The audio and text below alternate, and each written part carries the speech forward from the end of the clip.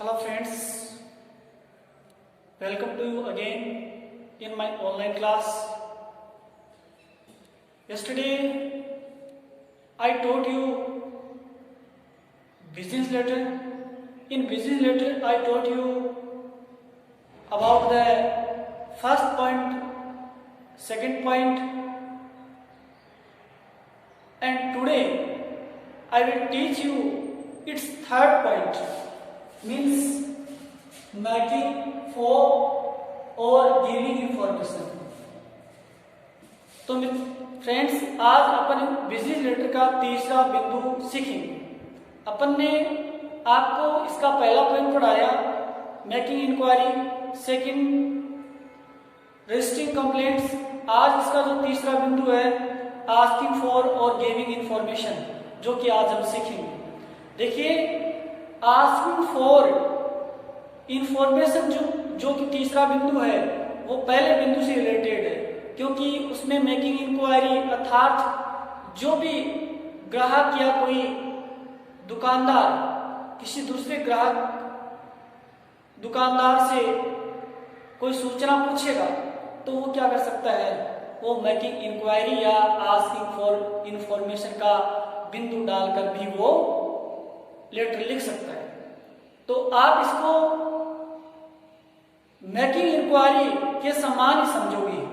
हालांकि इसमें दूसरा बिंदु भी है सेंडिंग रिप्लाई या आस्क गिविंग इंफॉर्मेशन।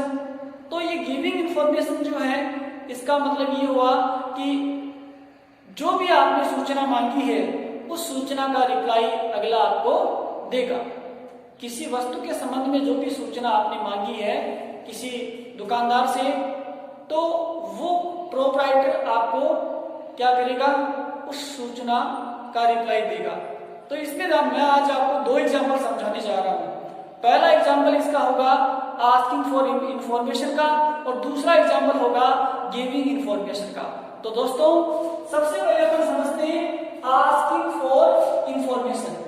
क्वेश्चन क्या है, write a letter on behalf of MS या messrs Gupta and sons 14A/21 Kanhaiya street Sikkar to messrs Sitaram Om Prakash active Chaura Rasta Jaipur. Ask information about the quotations for woollen clothes and their rates of discount and terms regarding payment. तो दोस्तों यहाँ पर आपको question को समझना पड़ेगा कि फर्स्ट एड्रेस तो किसका होगा और सेकंड एड्रेस कौन सा है। तो हमें पत्र को लिखने वाला जो व्यक्ति है उसका पता कौन सा है, सबसे पहले ये जानना जरूरी है। मीनिंग देखेंगे क्वेश्चन का हिंदी अर्थ क्या होगा उसको आपको देखना पड़ेगा। Write a letter on behalf of Messrs Gupta and sons, यानी मेसर्स गुप्ता एंड सन्स की ओर से। ऑन बिहाफ का मीनिंग क्या होता है, की ओर से। ऑन बिहाफ का मीनिंग क्या होता है, की ओर से। एक पत्र लिखना है उसको, किसको लिखना है, टू। यानी मैंने कहा सेकंड एड्रेस आपको टू के बाद में मिलेगा। किसके बाद में मिलेगा, टू के बाद। तो यहाँ टू के बाद जो एड्रेस दिया हुआ है वो दूसरा पता है। तो अपन सबसे पहले क्या करेंगे, पहला पता लिखेंगे। पहला पता कौन सा है, MS Gupta and sons 14A/21 Kanhaiya street Sikkar. तो अपन MS Gupta and sons 14A/21 Kanhaiya street Sikkar, अपन ने पहला पता फर्स्ट एड्रेस पुट ऑन कर दिया है। अब अपन क्या करेंगे, वन लाइन जो है वो लीव करेंगे, छोड़ेंगे। अपन एक लाइन छोड़ देंगे और छोड़ने के बाद में अपन डेट का मेंशन करेंगे। यहाँ पे डेट को लिखने का सबसे इजी और सबसे बेस्ट जो वे है वो सबसे पहले क्या लिखना पड़ता है, उसमें सबसे पहले आपको डेट लिखनी पड़ती है, फिर मंथ लिखना पड़ता है, फिर ईयर लिखना पड़ता है। तो यहाँ आपको डेट मिली है 10 जनवरी 2000। टाउनटे भी हो सकती है, 21 भी कर दो या 19 भी कर दो, या नहीं करो ना तो आप डैश का साइन लगा दो, काफी अच्छा रहेगा। आप यहाँ पे साल कुछ मत करो, डैश के साइन लगा दो, बेटर रहता है। फिर एक लाइन छोड़ना समझ में आपको? अब दूसरा पता किसका है? एम एस सीताराम, यानी किसको लिख रहे हैं? टू के बाद में दूसरा पता मिलेगा। M S Sitaram Om Prakash active Chaura Rasta Jaipur, ये हमारा दूसरा पता है जो कि यहाँ क्वेश्चन में दिया गया है, अपन ने वो लिख दिया है। अब उसके बाद में अपन क्या लिखेंगे?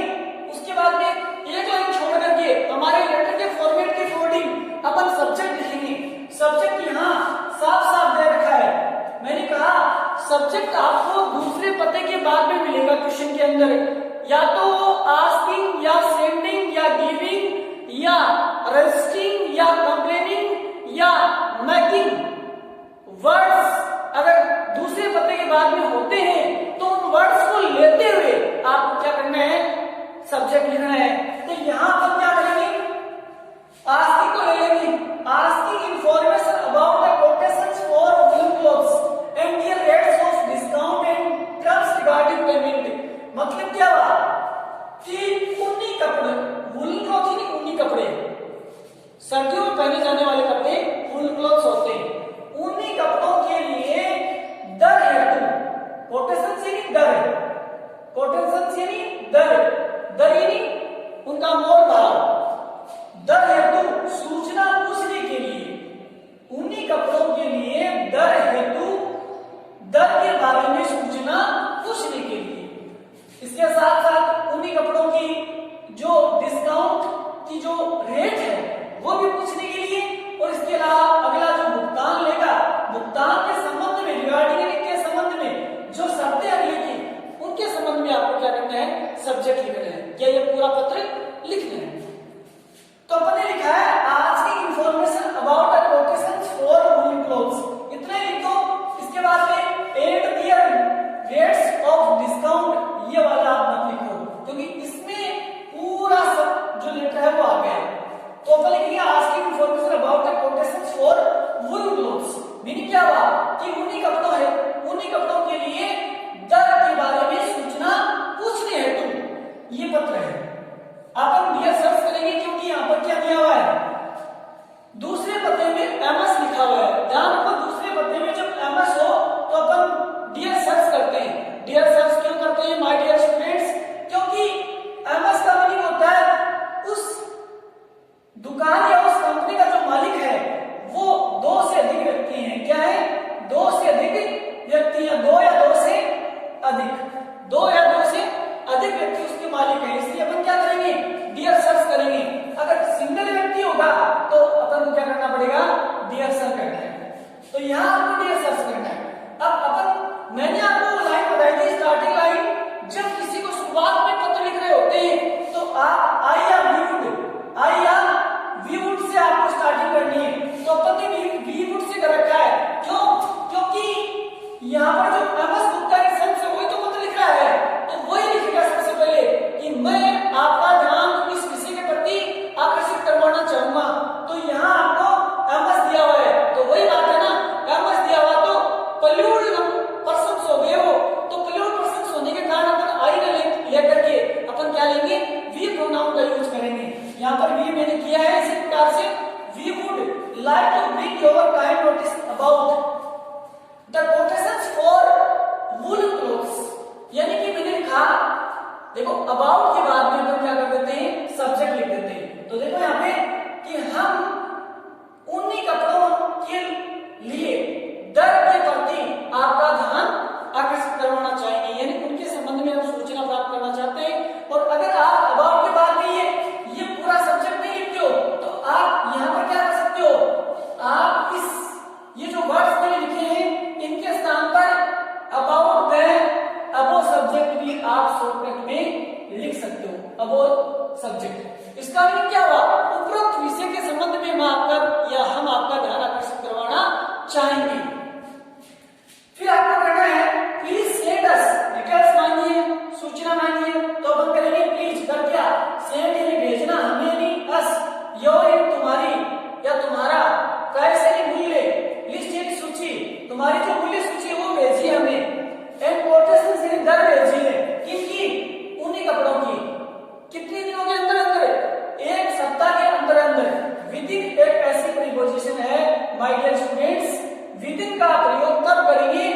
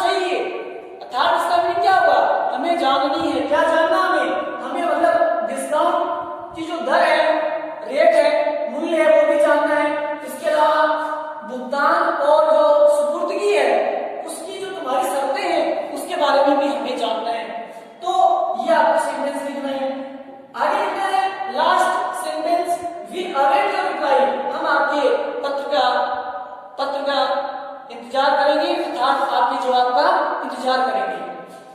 थैंक यू, आपका धन्यवाद। योर्स फेथफुली, आपका विश्वासी रमेश गुप्ता, जो कि एमएस गुप्ता सन्स का क्या है, मैनेजर है। आप नाम लिख दो, नाम के साथ उसके नीचे उसके पद का नाम, पोस्ट नेम भी आप लिख सकते हो। तो माय डियर स्टूडेंट्स, ये तो था आस्किंग इंफॉर्मेशन का। अब अपन क्या करेंगे, गिविंग इंफॉर्मेशन का करेंगे। जो क्वेश्चन में बस इतना ही चेंजिंग होगा, यहाँ जो आस्किंग लिखा हुआ है ना, उसके स्थान पर सेंडिंग या गिविंग आ जाएगा। यहाँ जो आस्किंग लिखा हुआ है उसके स्थान पर क्या आ जाएगा, सेंडिंग या गिविंग आ जाएगा। और जो ये जो टू के बाद में जो एड्रेस दिया हुआ है वो ऑन बिहाफ ऑफ, यानी किसके स्थान पर, एमएस गुप्ता एंड सन्स के स्थान पर एमएस सीताराम ओम प्रकाश आ जाएगा। यानी जो सेकंड एड्रेस है सीताराम वाला, वो तो पहले लिखेंगे, यानी कि write a letter on behalf of Sitaram Om Prakash, 18 Chaura Rasta Jaipur, to MS Gupta and sons, 14A टर्म/21 कन्हैया स्ट्रीट सिक्कर। फिर आस्किंग इज का सेंडिंग आएगा। इतना ही अंतर होगा, बाकी यहाँ पर एक क्वेश्चन सेम रहेगा। तो अपन देखो क्या करेंगे, जो इसका पहला पता है, पत्र को लिखने वाला कौन है, हमने सूचना किससे मांगी है, सीताराम ओम प्रकाश से। तो सीताराम ओम प्रकाश क्या करेगा, इसको लिखेगा। तो सीताराम ओम प्रकाश लिखा है, एमएस सीताराम ओम प्रकाश, 18 चौड़ा रास्ता जयपुर। उसने अपना पता लिख दिया, एक लाइन छोड़ दी, छोड़ने के बाद में डेट लिखेगा अगला। तो डेट देखो यहाँ पर 10 जनवरी को ये पत्र दिया हुआ है। हालांकि क्वेश्चन में ऐसा नहीं होगा, आप कोई भी डेट यहाँ पे लिख सकते हो, यहाँ पे कोई भी डेट लिख सकते हो। यहाँ पर तो मैंने इसके लिए 16 इसलिए लिखा है क्योंकि ये पत्र 10 जनवरी को है। क्वेश्चन में ऐसा नहीं मिलेगा आपको, क्वेश्चन में कोई डेट का वर्णन नहीं होगा, कोई भी मेंशन नहीं होगा डेट का, इसलिए कोई भी डेट यहाँ पर आप लिख सकते हो। 16 जनवरी 2000 कितनी भी लिख देंगे, फिर एक लाइन छोड़ेंगे, एमएस गुप्ता एंड सन्स, जो कि सेकेंडरी एड्रेस होगा, जो टू के बाद में आपको मिलेगा। और MS Gupta and sons, 14A/21 Kanhaiya street Sikkar. फिर सब्जेक्ट लिखेंगे, सब्जेक्ट में गिविंग या सेंडिंग, जो कि यहाँ आपको मिलेगा, sending information about the quotation for woollen clothes. ये अपन क्या कर देंगे, सब्जेक्ट क्वेश्चन से देखकर लिख देंगे। फिर डियर सर से लाइन छोड़ करके डियर सर करना है, क्यों करना है, एमएस लिखा है इसलिए। अब आपको आगे देखो, यहां आपको आई वुड या वी वुड से स्टार्टिंग नहीं करनी है। देखो, जब किसी पत्र का आपको रिप्लाई देना पड़े, जब किसी लेटर का रिप्लाई देना पड़े, या कोई दुकानदार किसी लेटर का रिप्लाई देता है, तो उस कंडीशन में आई वुड या वी वुड लाइक वाली लाइन न लिखकर with the reference to your letter dated on about, ये लाइन लिखी जाती है। तो मैंने वही लिखी, स्टार्ट क्या हुआ कि आपके पत्र के संदर्भ के अनुसार या संदर्भ में, आपके पत्र के संदर्भ में, या आपका पत्र जो इस दिनांक को प्रेषित किया गया था उसके संदर्भ में मैं आपको यहाँ कुछ बताना चाहता हूँ, इसका मीनिंग ये होगा। तो यहाँ पर हम करेंगे with the reference to your letter dated on 10 January 2000, इतनी तारीख को लिख दिया गया था। किसके बारे में, अबाउट द अबव सब्जेक्ट, यानी उपरोक्त विषय के संबंध में आप क्या कर रहे थे, आपने क्या किया था, पत्र हमें दिया था। तो हम आपको क्या कर रहे हैं, अब इसका जवाब दे रहे हैं, इसकी सूचना दे रहे हैं। सो इसलिए we are sending you the following quotations, इसलिए हम आपको निम्नलिखित दर भेज रहे हैं। जी, जो भी आपने सूचना मांगी है उस सूचना के संबंध में, या वूलन क्लॉथ्स की जो आपने इंफॉर्मेशन मांगी, कोटेशन मांगा, उस कोटेशन हम आपको भेज रहे हैं। तो यहाँ बॉक्स बना दो, अच्छा रहेगा। Serial number, item, quantity, discount, amount, ये यहाँ पर 5 कॉलम बनेंगे। सीरियल नंबर में आपको संख्या लिखनी है, क्रम संख्या, आइटम यानी वस्तु का नाम, क्वांटिटी यानी मात्रा, यानी कि कितनी दर्जन होगी या कितनी मात्रा में, कितनी संख्या में वस्तु होगी, कितना उसका मूल्य होगा, डिस्काउंट कितना दिया जाएगा, अमाउंट क्या है उसकी। देखो, पहला स्वेटर 1 दर्जन स्वेटर, उसके साथ डिस्काउंट मिलेगा आपको 1 स्वेटर फ्री, प्लस 1 पीस का मीनिंग क्या हुआ, 1 स्वेटर आपको फ्री मिल जाएगी।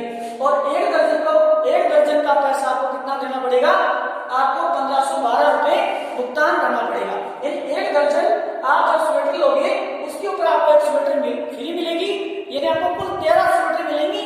और 13 स्वेटर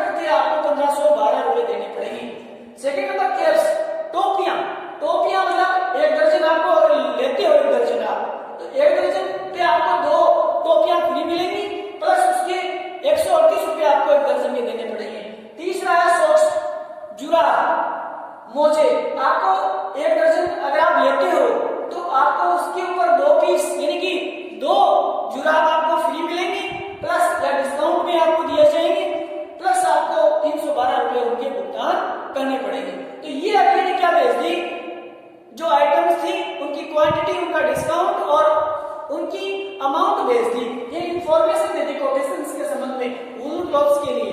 अब अपन आगे उसने लिखा है कि we accept payment only through Paytm in advance. हम क्या करते हैं, हम एडवांस में पेटीएम के माध्यम से भुगतान स्वीकार करते हैं। हम केवल अतिरिक्त में पेटीएम के माध्यम से भुगतान स्वीकार करते हैं। यानी पेटीएम से आपको क्या करना पड़ेगा, पहले आपको हमें पैसा देना पड़ेगा, फिर आपको हम क्या करेंगे, अपना जो गुड्स है, माल है, वो अपन बेचेंगे। वी अवेट योर ऑर्डर, हम आपके आदेश का इंतजार करेंगे। आप हमें ऑर्डर दीजिए और ताकि हम आपको आपके द्वारा मांगी गई जो वस्तु है वो हम भेज दें, परंतु आपको एडवांस में हमें भुगतान करना पड़ेगा। थैंक यू, आपको धन्यवाद। आपने हमें हमसे पत्राचार किया, करस्पॉन्डेंस किया, इसके लिए हम आपको धन्यवाद देते हैं।